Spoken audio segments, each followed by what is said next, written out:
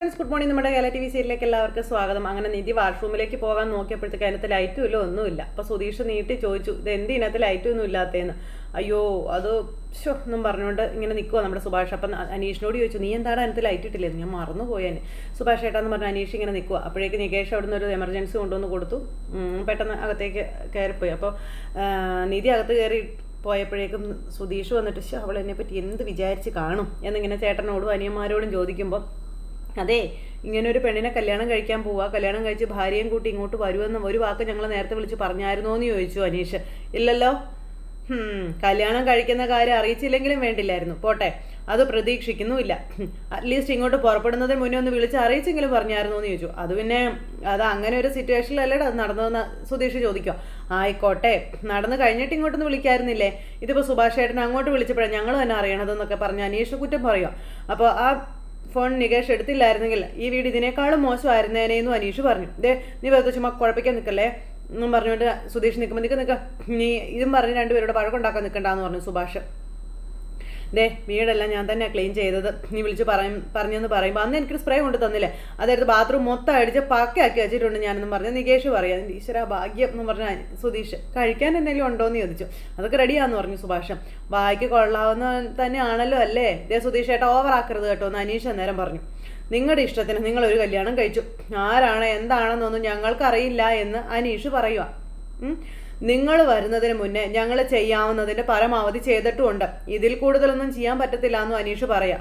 അനീഷേ നീ ഇപ്പോഴാണ് കേട്ടോ ഓവറായിട്ട് സംസാരിക്കുന്നതെന്ന് സുധീഷ് പറയുമ്പം, നിങ്ങൾക്ക് വേണ്ടിയിട്ട് അടി വാങ്ങിച്ചിട്ട് നിൽക്കുക ഞങ്ങൾ, ഇനി എന്താ ഉണ്ടാകുന്നതെന്ന് പോലും ഞങ്ങൾക്ക് അറിയില്ല എന്നൊക്കെ പറയുമ്പോഴേക്കും അനീഷ് ഇത് മതി നിർത്തിക്കോളാൻ പറഞ്ഞു. അപ്പോഴത്തേക്ക് സുഭാഷ്, എടാ നിങ്ങൾ വഴക്കുണ്ടാക്കല്ലേ, അപ്പോൾ അനീഷാണെങ്കിൽ വന്നേ വാന്നും പറഞ്ഞോണ്ട് നികേഷ് വിളിച്ചോണ്ടു. അപ്പോൾ സുധീഷിനോട്, എടാ നിർത്ത്, ആ കുട്ടി കേൾക്കണ്ട ഇവിടുത്തെ വഴക്കൊന്നും കേട്ടോ എന്നും പറഞ്ഞിങ്ങനെ പറഞ്ഞു. അപ്പോഴേക്കും നമ്മുടെ നിധി കുളിയൊക്കെ കഴിഞ്ഞിട്ട് അങ്ങോട്ടേക്ക് വന്നു. അപ്പോൾ നിധിക്ക് ഇരിക്കാൻ ഒരു കസേരയൊക്കെ ഇട്ട് കൊടുക്കുക നമ്മുടെ നികേഷ്. അപ്പോഴത്തേക്ക് സുഭാഷ് ഫുഡൊക്കെ എടുക്കും, പെട്ടെന്ന് ആയിക്കോട്ടെ എന്ന് പറഞ്ഞു. അങ്ങനെ ഭക്ഷണമൊക്കെ കൊണ്ടുവന്ന് വെച്ച് എല്ലാവരും അങ്ങനെ ഇരിക്കുക ചുറ്റിനും. അപ്പോഴത്തേക്കും നമ്മുടെ സുധീഷിയുടെ ഫാനം നിട്ടേടാന്ന് പറഞ്ഞു. അപ്പോഴത്തേക്കും നമ്മുടെ അനീഷ് സുധീഷിനെ ഇങ്ങനെ നോക്കുക. വേണ്ട ഫാനൊന്നും വേണ്ട എന്ന് പറഞ്ഞു കേട്ടോ നിധി. വേണ്ട, ഈ ഫാൻ ഇട്ടാലേ ഫുഡ് പെട്ടെന്ന് തണുത്ത് പോകും എന്നും പറഞ്ഞ സുധീഷ്. അപ്പോൾ ഇങ്ങനെ നിധി നോക്കുക കേട്ടോ. അപ്പോൾ ഫുഡൊക്കെ കൊണ്ടുവന്ന് വെച്ച് എല്ലാവരും ചുറ്റിനും ഇരിക്കുവാണ്. അപ്പോഴേക്കും സുഭാഷും നികേഷും കൂടെ ഫുഡെല്ലാം കൊണ്ടുവന്ന് ഇങ്ങനെ ചുറ്റിനും വെച്ചു. അപ്പോൾ പാത്രം എടുത്തുകൊണ്ട് വരാൻ പറഞ്ഞു. വേണ്ട ഇരുന്നു, എനിക്ക് ഫുഡൊന്നും വേണ്ട എന്ന് പറഞ്ഞു നിധി. അയ്യോ ടെൻഷനൊന്നും വേണ്ട കേട്ടോ, ശരിക്കും ഇവിടുത്തെ ഫുഡ് കലക്കന കേട്ടോ എന്ന് നികേഷ് അന്നേരം പറഞ്ഞു. സുഭാഷ് ഏട്ടാ വിളമ്പാൻ പറഞ്ഞു. അങ്ങനെ എല്ലാവർക്കും വിളമ്പി, നമ്മുടെ നിധിക്കും വിളമ്പി കൊടുത്തു. നിധിയാണെങ്കിൽ ഇങ്ങനെ നോക്കുക. അപ്പം ഞാനും കൂടെ തറയിലിരുന്ന് കഴിക്കട്ടെ എന്ന് ചോദിച്ചു. അപ്പോൾ സുധീഷ് പറഞ്ഞു, അയ്യോ വേണ്ട, അതൊന്നും ശീലമില്ലാത്തല്ലേ, അതൊന്നും സാരമില്ല എന്ന് പറഞ്ഞു. അങ്ങനെ നിധിക്ക് താഴെ ഇരിക്കണം എന്ന് പറഞ്ഞപ്പോഴത്തേക്ക് നികേഷിനോട് സുഭാഷ് ഒരു പായ എടുത്തുകൊണ്ട് വരാൻ പറഞ്ഞു. അങ്ങനെ പായ എടുത്തുകൊണ്ട് ഇട്ടു. അങ്ങനെ അതിൽ നിധി ഇരിക്കുന്നു, എല്ലാവരുടെയും കൂടെ ഇരുന്ന് ഭക്ഷണം കഴിക്കുക.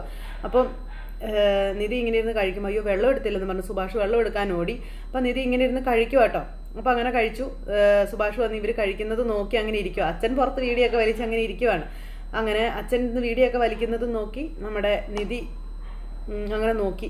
അന്നേരം അല്ല പുറത്തിരിക്കുന്ന ആള് ആരാണെന്ന് ചോദിച്ചു. അപ്പോഴേക്കും അതോ അച്ഛനാ എന്ന് നികേഷ് പറഞ്ഞു. അല്ല അത് മനസ്സിലായി, ഫുഡ് അത് ഞാൻ കൊടുത്തോളാം, മോള് കഴിച്ചോളാൻ പറഞ്ഞു സുഭാഷ്. അപ്പോൾ നിധി ഇങ്ങനെ അച്ഛനെ നോക്കി.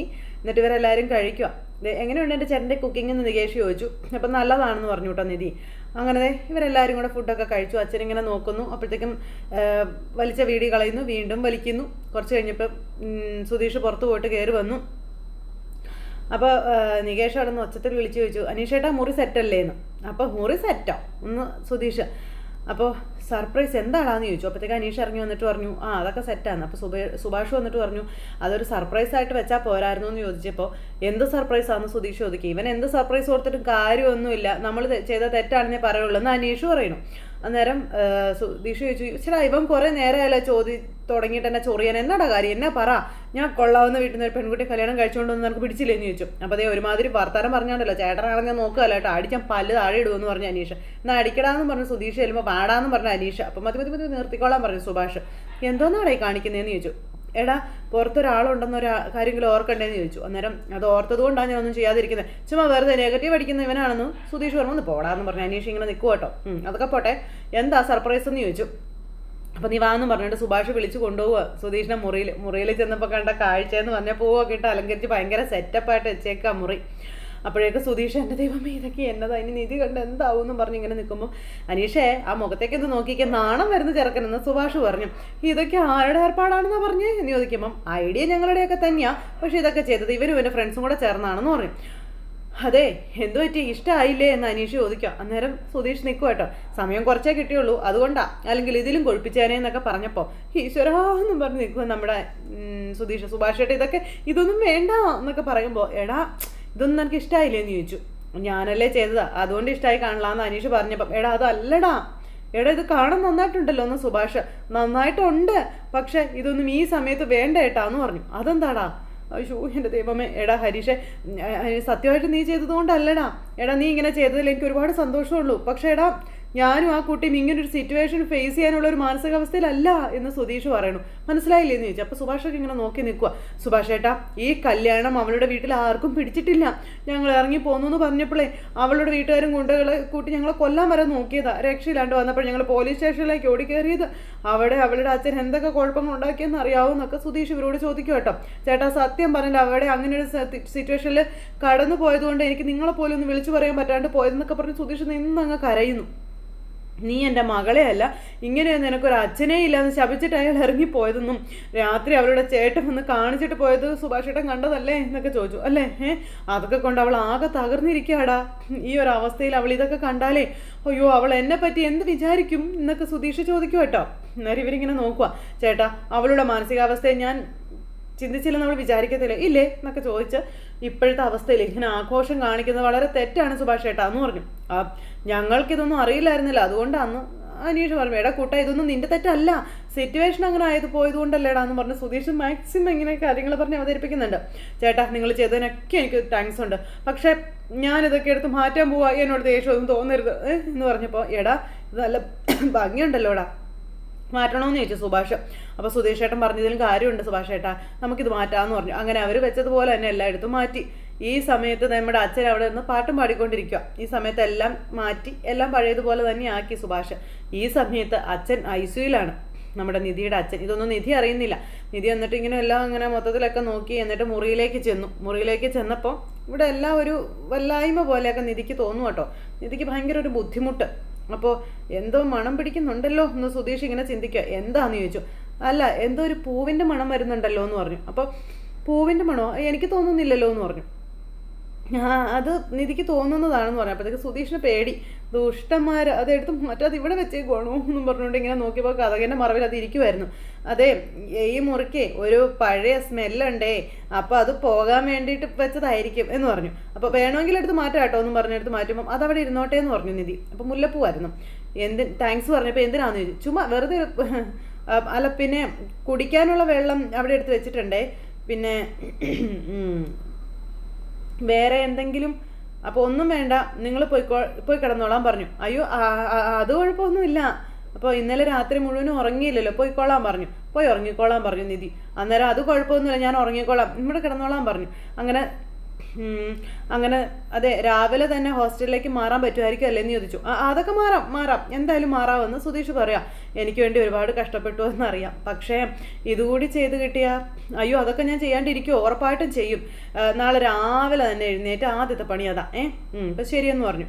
അപ്പോൾ കാശില്ലെങ്കിൽ പറഞ്ഞാൽ മതിയെന്ന് പറഞ്ഞു. അയ്യോ ഇയാൾ ഇപ്പോഴും എന്നെ ഒരു ഡ്രൈവറായിട്ട് കൊണ്ടു നടക്കുന്നു. അയ്യോ അതല്ല, ഞാൻ കാരണം ഇയാൾക്ക് ഒരുപാട് ബുദ്ധിമുട്ടും കാര്യങ്ങളൊക്കെ ഉണ്ടായല്ലോ വീട്ടിലും നാട്ടിലും. ഇയാൾക്കുണ്ടായ പ്രശ്നങ്ങൾ എനിക്ക് പരിഹരിക്കാൻ പറ്റില്ല, അറ്റ്ലീസ്റ്റ് പണമെങ്കിലും തിരിച്ചു തരാമല്ലോ എന്ന് കരുതിയിട്ടാണെന്ന് പറയുമ്പോൾ ഓക്കെ ആയിക്കോട്ടെ, അങ്ങനെയാണെങ്കിൽ നമുക്ക് ആദ്യം രാവിലെ തന്നെ പോയി ഹോസ്റ്റൽ കണ്ടെത്താം ഓക്കെ എന്നും പറഞ്ഞു. അങ്ങനെ ഇവർ തമ്മിൽ സംസാരിച്ചു. അങ്ങനെ നമ്മുടെ സുധീഷ് നിധിയോട് കിടന്നോളാൻ പറഞ്ഞു. അപ്പോൾ അങ്ങനെ കിടക്കാൻ ഇരുന്നപ്പോഴത്തേക്കും പെട്ടെന്ന് നിധി ചാടി അങ്ങ് എഴുന്നേറ്റു. അപ്പോൾ എന്താന്ന് ചോദിച്ചു. അപ്പോൾ അല്ല ഇത് ഒന്നുമില്ല എന്ന് പറഞ്ഞു. അത് പിന്നെ ഇതേ പഴയ കട്ടിലായതുകൊണ്ടേ അതിൻ്റെ ആകട്ടോ, പക്ഷെ പേടിക്കൊന്നും വേണ്ട കേട്ടോ, ഒന്നും സംഭവിക്കില്ലേ, സ്ട്രോങ് ആണേ എന്നും പറഞ്ഞുകൊണ്ട് നമ്മുടെ സുധീഷ് അവിടെ നിന്ന് അങ്ങ് പോവുക. പിന്നെ AC ഒന്നും ഇല്ല കേട്ടോ, ചുറ്റും മരങ്ങളായതുകൊണ്ട് അതിൻ്റെ ആവശ്യം വന്നിട്ടില്ല. ഇനിയിപ്പോൾ അഥവാ ചൂട് തോന്നുകയാണെങ്കിൽ ദേ ആ ജനൽ അങ്ങ് തുറന്നിട്ടാൽ മതി, നല്ല കാറ്റ് കിട്ടുവേ. അപ്പോൾ ശരിയേ എന്നും പറഞ്ഞ് സുധീഷ് അവിടെ നിന്ന് പോയി. നിധി വാതിലടച്ച് കുറ്റിയിടാൻ നോക്കിയിട്ട് കുറ്റിയിടാൻ പറ്റുന്നില്ല. ഈശ്വര ഇത് എന്തുവാ എന്ന് പറഞ്ഞുകൊണ്ട് നിധിക്കാം, ഇത് അടയ്ക്കാനും പറ്റുന്നതല്ലേ എൻ്റെ ഈശ്വരന്മാരെ, ഇനി ഇനിയും എന്നും പറഞ്ഞുകൊണ്ട് നമ്മുടെ നിധി ഇങ്ങനെ അവിടെ നിൽക്കും കേട്ടോ. നിധിക്ക് ഭയങ്കര ടെൻഷൻ. അപ്പോൾ സുധീഷ് എല്ലാവരുടെയും കൂടെ കിടക്കാനായിട്ട് അങ്ങോട്ടേക്ക് വന്നു. അല്ല നീ ഇതിന് ഇവിടെ വന്ന് കിടക്കുന്നതെന്ന് ചോദിച്ചു. നീ അവിടെ പോയി കിടക്കാൻ പറഞ്ഞപ്പം ഇന്ന് ഞാനിവിടെ കിടക്കുന്നുള്ളെന്ന് പറഞ്ഞു. ഇന്നോ? അതെന്താണ് അങ്ങനെയെന്ന് ചോദിച്ചു. അത് തന്നെ അവിടെ ഏട്ടത്തേമ്മ ഒറ്റയ്ക്കല്ലേ എന്ന് നികേഷ് ചോദിക്കും കേട്ടോ. ഞാൻ ഇവിടെ കിടക്കുള്ളെന്ന് പറഞ്ഞില്ലേന്ന് ചോദിച്ചു. അത് വിട്ടേക്കാനും പറഞ്ഞു. അവർ ഒറ്റയ്ക്കാക്കിയിട്ട് ഇങ്ങനെ ഇവിടേക്ക് വന്നതെന്ന് അനിയന്മാർ ചോദിക്കുമ്പോൾ, എടാ ഞാൻ നിങ്ങളോട് പറഞ്ഞില്ലേടാ അവരുടെ വീട്ടുകാരുടെയൊക്കെ കാര്യം, അവരുടെ മനസ്സ് ഭയങ്കര അപ്സെറ്റായിട്ടിരിക്കല്ലേടാ, അപ്പോൾ അപ്സെറ്റായിട്ടിരിക്കുമ്പോഴല്ലേ ഒറ്റയ്ക്കാക്കി പോരാൻ പാടില്ലാത്തതെന്ന് അനിയൻ പറഞ്ഞു കൊടുക്കുവാണ്. എടാ അതൊന്നും അല്ലടാ, അത് പിന്നെ നീ പറഞ്ഞതുപോലെ കല്യാണം ഞാൻ ചടപടാന്നൊക്കെ പറഞ്ഞ് നടത്തി, ശരി തന്നെയാണ്, സമയത്തിന് വിളിച്ചു പറയാനും പറ്റിയില്ല, എനിക്ക് നിങ്ങളോടൊന്ന് മര്യാദയ്ക്ക് സംസാരിക്കാൻ പോലും പറ്റിയില്ല എന്നൊക്കെ സുധീഷ് പറയുമ്പോൾ, എടാ നമുക്കേ നാളെ സംസാരിക്കാടാ, നീ ഇപ്പോൾ പോയി കിടക്കാൻ നോക്കാൻ പറഞ്ഞു ചേട്ടൻ അനിയനോട്. ഓ ഇവിടെയല്ല അവിടെ പോയി കിടക്കാൻ പറഞ്ഞു. അങ്ങനെ സുധീഷിനെ ഉന്തി തള്ളി പറഞ്ഞു വിടാൻ നോക്കാം. ആ സമയത്ത് അവിടെ പോയി കിടന്നാൽ ശരിയാവില്ല എന്നും പറഞ്ഞ് ഇങ്ങനെ പറയും കേട്ടോ. നിങ്ങൾ തമ്മിൽ പരിചയപ്പെട്ട് കുറച്ച് ദിവസമല്ലേ ആയല്ലോ. അപ്പോൾ അതിൻ്റെ ഇടയ്ക്കിൽ എങ്ങനെ ചൊട്ടേന്ന് കല്യാണം നടന്നത് നികേഷ് ചോദിക്കുമ്പോൾ, അത് പിന്നെ എടാ നീ അടി കൊണ്ട് ഗുളിക കഴിച്ചേക്കല്ലേ, മര്യാദയ്ക്ക് കിടന്നുറങ്ങടാന്ന് പറഞ്ഞു അനിയനോട് ചേട്ടൻ. എടാ ഹരീഷേ, ഞാൻ വന്നപ്പോൾ തൊട്ട് കാണുന്ന എടാ നിനക്കെന്താടാ പ്രത്യേകിച്ചൊരു കനം, എന്താണ് വിഷയം എന്ന് സുധീഷ് ചോദിച്ചു. അന്നേരം എടാ ഒരു വാക്ക് പോലും പറയാതെ പെട്ടെന്ന് കല്യാണം കഴിച്ചാൽ പിന്നെ ദേഷ്യം വരാതിരിക്കുമെന്ന് സുഭാഷ് ചോദിച്ചു. അല്ല ചേട്ടാ സിറ്റുവേഷൻ അങ്ങനെ ആയതുകൊണ്ടല്ലേ ഏട്ടാന്നും അതുകൊണ്ടാണെന്നും സുധീഷ് പറയുന്നു. സുഭാഷ് ഏട്ടനും ദേഷ്യം വന്നോന്ന് ചോദിക്കുമ്പോൾ, എടാ എനിക്ക് ദേഷ്യമൊന്നും വന്നില്ല, പേടിയായിരുന്നെടാ എന്ന് പറഞ്ഞു. പേടി എന്തിനാന്ന് ചോദിക്കുമ്പം അതൊക്കെ വിട്ടുകളാ, അതൊക്കെ കഴിഞ്ഞ കാര്യമല്ലേ, പിന്നെ എന്തിനാ പറയുന്നത്. സുധീഷേട്ടെ എങ്ങനെയായിരുന്നു ഏട്ടത്തിയമ്മയായിട്ടുള്ള പ്രേമം എന്നൊക്കെ ചോദിച്ചു. ഇങ്ങനെ വെക്കുമ്പോൾ ഇല്ലാത്ത നട്ടാ കുറുക്കാത്ത കളവൊക്കെ പറഞ്ഞ് ഇങ്ങനെ പിടിച്ച് നിൽക്കുക. കുറേശ്ശെ അവളുടെ മനസ്സ് ഞാൻ ഇങ്ങനെ എന്നിലേക്ക് കൊണ്ടുവന്ന് കുറേശ്ശെ സംസാരിച്ച് തുടങ്ങി. അങ്ങനെ ഇഷ്ടമായെന്ന് പറഞ്ഞു. ചുമ്മാ ഇല്ലാത്ത കഥയൊക്കെ പറഞ്ഞ് പിടിപ്പിക്കുക കേട്ടോ. അങ്ങനെ സുധീഷിൻ്റെ പ്രേമക്കഥ കേട്ട് ഇവർ അന്തം വിട്ട് ഇങ്ങനെ ഇരിക്കുന്നു. നിധിക്കാണെങ്കിൽ കിടന്ന് ഉറങ്ങാനും പറ്റുന്നില്ല. നിധി എൻ്റെ ദൈവമേ എന്നും പറഞ്ഞ് ഇങ്ങനെ ഇരിക്കുന്നിടത്ത് ഇന്നത്തെ കഥ അവസാനിച്ചു. അപ്പോൾ എല്ലാവരും കാത്തിരുന്ന് കാണണം കേട്ടോ.